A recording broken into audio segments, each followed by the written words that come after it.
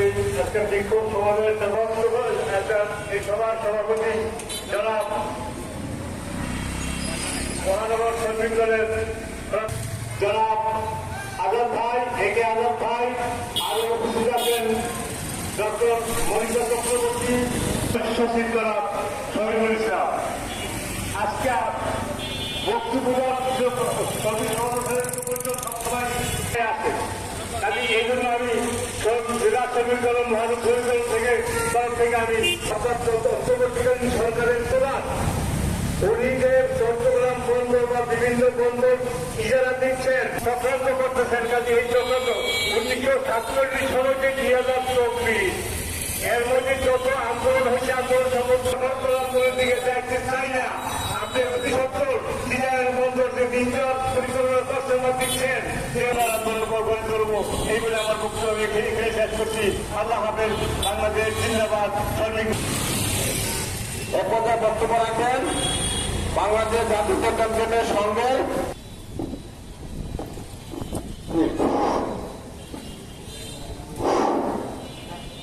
আজকে শ্রমিক কর্মচারী ঐক্য পরিষদ কর্তৃক আয়োজিত উপস্থিত বিভিন্ন সংগঠন থেকে আগত নেতৃবৃন্দ ইসলাম ও শুভেচ্ছা। আজকে আমরা এখানে দাঁড়িয়েছি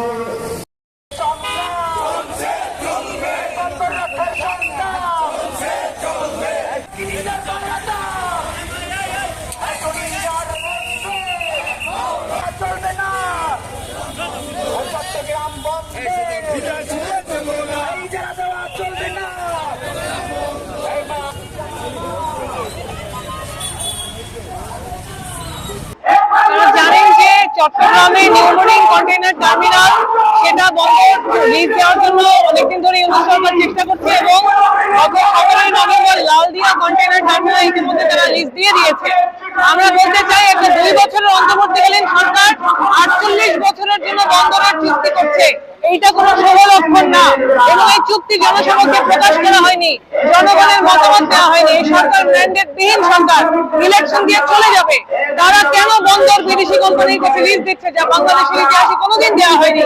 আমরা বিরোধিতা করছি, অবিলম্বে চুক্তি আমরা বাতিল করে জনমতকে উপেক্ষা করে একটি অস্থায়ী সরকার এই চট্টগ্রামের লাভজনক বন্দরকে বিদেশি কোম্পানির হাতে যে লিজ দেওয়ার চেষ্টা করতেছেন, যে লিজ দেওয়ার প্রক্রিয়া করতেছেন, সেই প্রক্রিয়ার বিপক্ষে আমরা অবস্থান নিয়েছি।